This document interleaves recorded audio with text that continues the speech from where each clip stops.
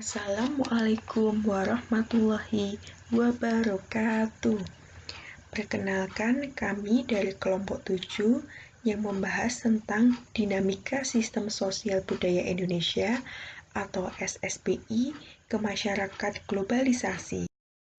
Nama anggota kelompok yang pertama yaitu Jela Kusuma Hastuti, yang kedua Velia Septa Jayanti, yang ketiga Rahayu Hari Subekti, yang keempat saya Nurul Haida Ayu Himawati, dan yang kelima Tias Dwi Agustin. Landasan dinamika sistem sosial budaya. Yang pertama ada Undang-Undang Dasar 1945 yang berbunyi mewajibkan pemerintah dan lain-lain menyelenggarakan negara untuk memelihara budi pekerti kemanusiaan yang luhur dan memegang teguh cita-cita moral rakyat leluhur. Yang kedua, Undang-Undang 1945 Pasal 27 Ayat 2 yang berbunyi setiap warga negara berhak atas pekerjaan dan penghidupan yang layak bagi kemanusiaan. Pasal ini menggambarkan asas keadilan sosial dan kerakyatan. Yang ketiga, Undang-Undang 1945 Pasal 28 yang berbunyi setiap orang berhak untuk berserikat, berkumpul, dan mengeluarkan pendapat yang ditetapkan undang-undang. Yang keempat, ada Undang-Undang 1945 Pasal 37 yang berbunyi menetapkan agar pemerintah memajukan kebudayaan nasional Indonesia di tengah peradaban dunia dengan jamin kebebasan masyarakat dan memelihara dan mengembangkan nilai-nilai budayanya. Selanjutnya, ada perkembangan manusia di Indonesia. Penduduk Indonesia merupakan campuran dari 3 ras, yaitu pertama kelompok Australomenazoid dan kelompok Melanozoid yang kemudian menjadi kelompok penduduk Melayu awal atau disebut dengan Proto-Melayu. Kemudian kelompok ras yang ketiga yaitu Mongoloid bercampur lagi menjadi kelompok Melayu terakhir atau yang disebut dengan kelompok Deutero-Melayu. Kelompok Melayu awal ini lebih banyak tinggal di pedalaman Indonesia, seperti kelompok etnik Batak, orang laut, Sakai, Talang Mamak, Utan, Rawar, Manda, Kubu, Lubu, Nias, Mantawe, Enggano, Tengger, Baduy, Dayak, Sasak, Toraja, dan lain sebagainya. Yang kedua yaitu kelompok Melayu akhir, lebih banyak tinggal di daerah pesisir seperti Aceh, Minangkabau, Melayu pesisir Sumatera, Rejang Lebong, Lampung, Jawa, Sunda, Madura, Bali, Makassar, Bugis, dan Minahasa. Yang keempat, dunia Melayu dikenal dengan alam Melayu, yaitu meliputi negara-negara Asia Tenggara, yaitu dari semenanjung Asia Tenggara sampai Kepulauan Nusantara atau Indonesia, Filipina, dan menyusur jauh ke Lautan Pasifik di Oseania. Perkembangan sosial budaya Indonesia. Indonesia yang terletak di antara persimpangan 2 samudra dan 2 benua menjadikan Indonesia menjadi tempat perlintasan dan persinggahan berbagai macam agama, ideologis, serta kebudayaan. Hal ini menyebabkan timbulnya tiap lapisan perkembangan sosial budaya Indonesia, yaitu lapisan sosial budaya lama dan asli, yaitu lapisan sosial budaya ini memperlihatkan persamaan yang mendasar seperti bahasa, budaya, dan adat istiadat. Di samping perbedaan dari daerah ke daerah, lapisan ini tidak ditiadakan oleh datangnya agama maupun nilai-nilai baru. Yang kedua, lapisan keagamaan dan budaya dari India. Pulau Jawa merupakan pusat pengembangan peradaban India dan Indonesia. Yang ketiga, lapisan yang datang dengan agama Islam, yaitu yang memberi warna pada corak tatanan masyarakat dan struktur ketatanegaraan. Yang keempat, lapisan yang datang dari barat bersamaan dengan agama Kristen. melengkapi kehidupan umat beragama di Indonesia di tengah-tengah pengaruh dominasi asing yang silih berganti dari kerajaan-kerajaan Spanyol, Portugis, Belanda, dan Inggris. Yang kelima, lapisan kebudayaan Indonesia.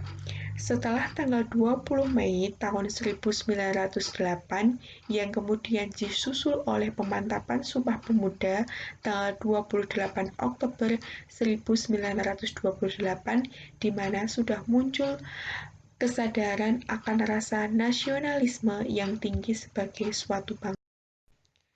Kemudian, perkembangan kebudayaan yang ada di Indonesia. Kebudayaan Indonesia bukanlah suatu terpadu dan bulat, akan tetapi adalah suatu yang terjadi dari berbagai unsur suku bangsa. Menurut takdir Alice Jahbana pada tahun 1982 mengatakan bahwa perkembangan kebudayaan Indonesia ditentukan oleh unsur sejarah yang terbagi dalam 5 lapisan, yaitu kebudayaan Indonesia asli bersahaja dengan ciri-ciri cara berpikir yang kompleks yang bersifat emosional, yaitu dikuasai oleh perasaan, kepercayaan kepada roh dan tenaga gaib. Yang kedua, sistem ekonomi. Hukum, pemerintah, dan kesenian bukanlah keaktifan manusia yang terpisah, melainkan menjadi suatu hubungan yang erat, tidak dapat dipisahkan dengan alam semesta. Yang ketiga, ilmu pengetahuan tertinggi adalah ilmu tentang roh dan tenaga gaib. Pada zaman itu, orang yang dianggap berkuasa dan terpelajar adalah orang-orang yang mengetahui tentang roh dan tenaga gaib. Yang keempat, nilai solidaritas sangat menonjol dan berkuasa pada zaman ini. Susunan masyarakat terbentuk dari persekutuan kecil individu yang hidup di dalam tempat tertentu atau mengembara dalam suatu lingkungan daerah tertentu. Yang keempat, kehidupan ekonomi dalam masyarakat sangat terbatas karena sebagian besar keluhan hidup masih dapat diambil dengan mudah dari alam, sehingga belum timbul kesadaran untuk bekerja lebih. Pengertian globalisasi. Menurut Roland Robertson, tahun 1992, globalisasi adalah proses integrasi internasional yang terjadi karena pertukaran pandangan dunia, produk, pemikiran, dan aspek kebudayaan lainnya. Kemajuan infrastruktur, transportasi, dan telekomunikasi, termasuk kemunculan telegraf dan internet, merupakan salah satu faktor utama dalam globalisasi yang semakin mendorong saling ketergantungan atau interdependensi ekonomi dan budaya. Menurut Malcolm Waters, seorang profesor sosiologi dari Universitas Tasmania, berpendapat globalisasi adalah sebuah proses sosial yang berakibat pembatasan geografis pada keadaan sosial budaya menjadi kurang penting yang terjelma di dalam kesadaran orang. Yang ketiga, menurut Seo Sumarjan, Bapak Sosiologi Indonesia, berpendapat bahwa globalisasi adalah terbentuknya organisasi dan komunikasi antara masyarakat di seluruh dunia untuk mengikuti sistem dan kaidah yang sama. Dari pengertian globalisasi menurut para ahli di atas, dapat disimpulkan bahwa globalisasi merupakan sebuah proses sosial yang terpengaruh kebudayaan dari suatu negara yang kemudian memberikan dampak negatif dan dampak positif bagi kebudayaan di wilayah. Dari pengertian globalisasi tersebut, terdapat dampak positif dan negatif globalisasi. Yang pertama yaitu dampak positif. Dampak positif dari globalisasi yang pertama yaitu meningkatkan pembelajaran mengenai tata nilai sosial budaya, cara hidup, pola pikir yang baik, maupun ilmu pengetahuan dan teknologi dari bangsa lain yang lebih maju. Yang kedua, meningkatkan etos kerja yang tinggi, suka bekerja keras, disiplin, mempunyai jiwa kemandirian, rasional, sportif, dan lain sebagainya. Yang kemudian yaitu dampak negatif dari globalisasi. Yang pertama, gaya hidup kebarat-baratan, Tidak semua budaya Barat baik dan cocok diterapkan di Indonesia. Misalnya, sekarang banyak anak-anak yang suka tidak hormat lagi dengan orang tuanya, pergaulan bebas, remaja perempuan yang suka kehilangan mahkota paling berharga miliknya, dan masih banyak lainnya. Yang kedua, semakin sedikit generasi muda yang tidak melestarikan musik, tarian, dan budaya tradisional Indonesia. Bahkan mereka dengan bangganya bergaya ala kebarat-baratan. Yang ketiga, para remaja mengikuti cara berpakaian yang cenderung tidak sopan, seperti remaja perempuan menggunakan pakaian mini seolah-olah itu adalah tren dan terlihat lebih modern. Yang keempat, lebih tertarik mempelajari kebudayaan luar negeri dibanding kebudayaan dalam negeri. Yang kelima, lunturnya nilai-nilai budaya lokal. Dan yang keenam, mudah terpengaruh oleh hal-hal yang berhubungan dengan budaya. Karakteristik globalisasi. Yang pertama, meningkatnya masalah bersama, seperti yang dicontohkan penyebaran virus penyakit yang terbawa dari orang-orang migrasi, hutang luar negeri, dan pola-pola kejahatan internasional. Yang kedua, meningkatnya interaksi kultural antara negara melalui media massa dan internet. Yang ketiga, negara-negara di dunia memiliki tingkat ketergantungan yang tinggi karena pasar dan produksi ekonomi. Kegiatan perekonomian yang dilaksanakan secara global mendorong lahirnya organisasi World Trade Organization, pengawas pelaksanaan ekonomi perdagangan internasional. Yang keempat, yaitu perubahan dalam konsep ruang dan waktu, di mana batas teritorial negara semakin memudar karena mudahnya migrasi penduduk. Yang selanjutnya yaitu pengaruh globalisasi bagi kebudayaan Indonesia. Arus globalisasi yang saat ini menimbulkan pengaruh terhadap perkembangan budaya bangsa Indonesia, yaitu pengaruh tersebut menimbulkan sebuah kecenderungan yang mengakibatkan memudarnya nilai-nilai pelestarian budaya, di mana budaya Indonesia yang dulunya ramah tamah, gotong royong, dan sopan santun berganti dengan budaya Barat. Yang kemudian yaitu kebudayaan global yang masuk ke Indonesia. Kebudayaan global yang masuk ke Indonesia, misalnya gaya berpakaian remaja Indonesia yang dulunya menjunjung tinggi norma kesopanan, telah berubah mengikuti perkembangan zaman, yaitu kecenderungan bagi remaja putri memakai pakaian mini dan ketat yang memamerkan bagian tubuh tertentu. Budaya berpakaian minim ini dianut dari film-film dan majalah-majalah luar negeri yang ditransformasikan ke dalam sinetron Indonesia. Derasnya arus informasi yang juga ditandai dengan hadirnya internet turut serta menyumbang perubahan cara berpakaian. Pakaian mini dan ketat telah menjadi tren di lingkungan anak muda pada zaman ini. Yang selanjutnya yaitu sistem sosial budaya Indonesia di era globalisasi. Yang pertama, posisi budaya Indonesia. Posisi budaya Indonesia saat adanya sistem sosial budaya di era globalisasi ini membuat semakin mudahnya nilai-nilai Barat masuk ke Indonesia baik melalui internet, media televisi, maupun media cetak yang banyak ditiru oleh masyarakat. Memudarnya apresiasi masyarakat terhadap nilai-nilai budaya lokal yang melahirkan gaya hidup individualisme.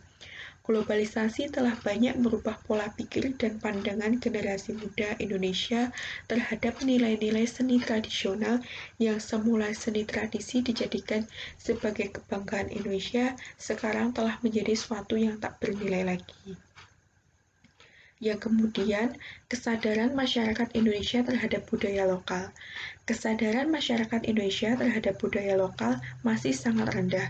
Dengan adanya arus globalisasi dari budaya luar, masyarakat Indonesia menjadi kesadarannya berkurang. Adanya globalisasi ini membuat masyarakat berubah. Masyarakat cenderung mengadopsi budaya asing yang lebih mengikuti perkembangan zaman, padahal banyak sekali karakter budaya asing yang tidak sesuai dengan nilai-nilai yang dianut negara Indonesia. Budaya merupakan warisan leluhur dan merupakan suatu hal yang patut kita jaga dan lestarikan karena lama-kelamaan menjadi lenyap ataupun memudar. Yang selanjutnya yaitu tindakan yang mendorong globalisasi kebudayaan di Indonesia.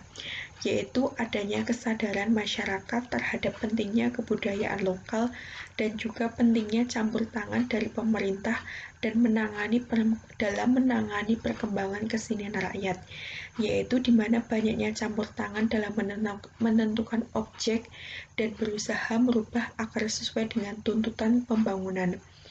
Pemerintah harus melakoni dengan benar perannya sebagai penganyom yang melindungi keaslian dan perkembangan secara estetis kesenian rakyat tersebut tanpa harus merubah dan menyesuaikan dengan kebijakan-kebijakan.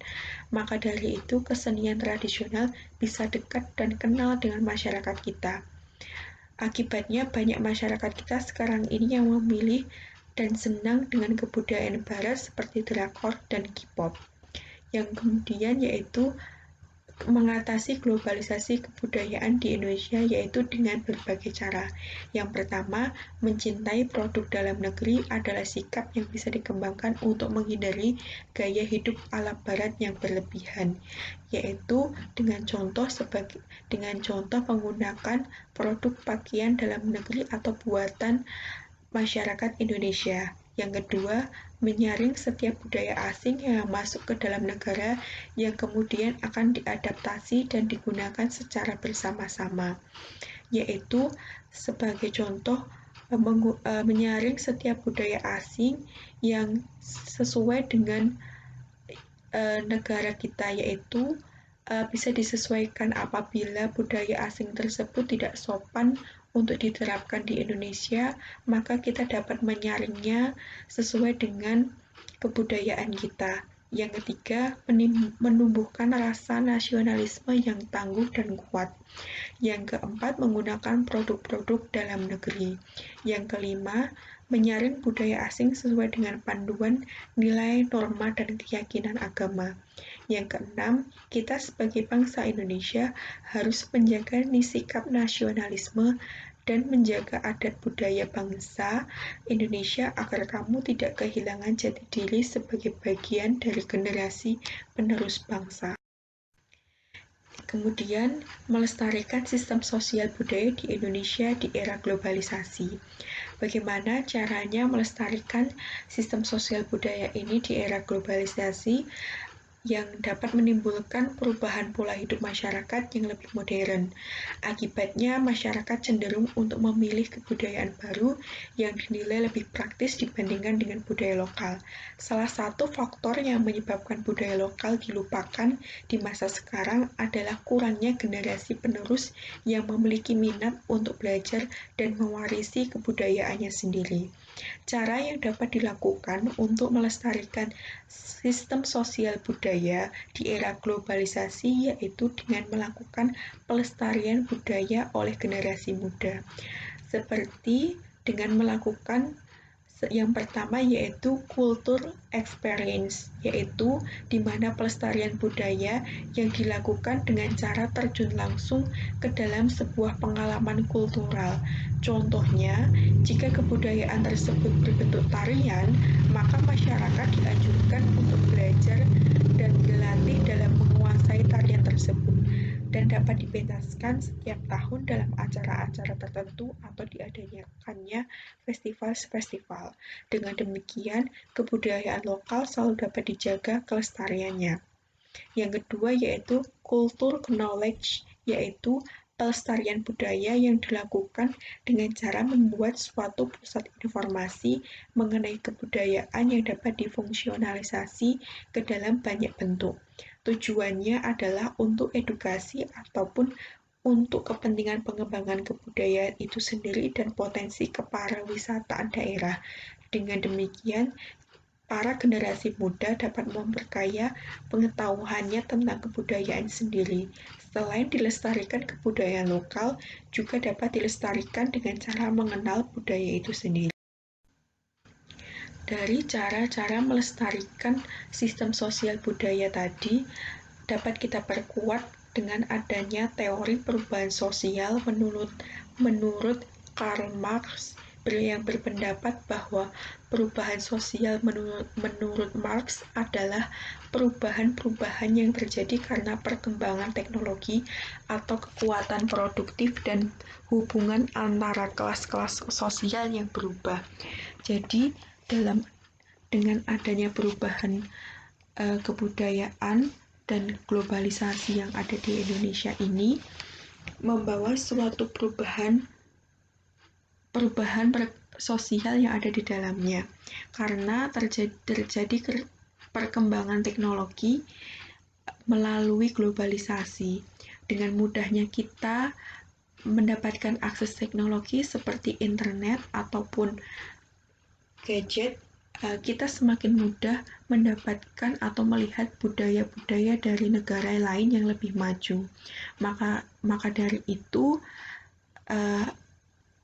perubahan kebudayaan yang ada di Indonesia menjadi berubah. Sekian dari kelompok kami, mohon maaf apabila ada kekurangan.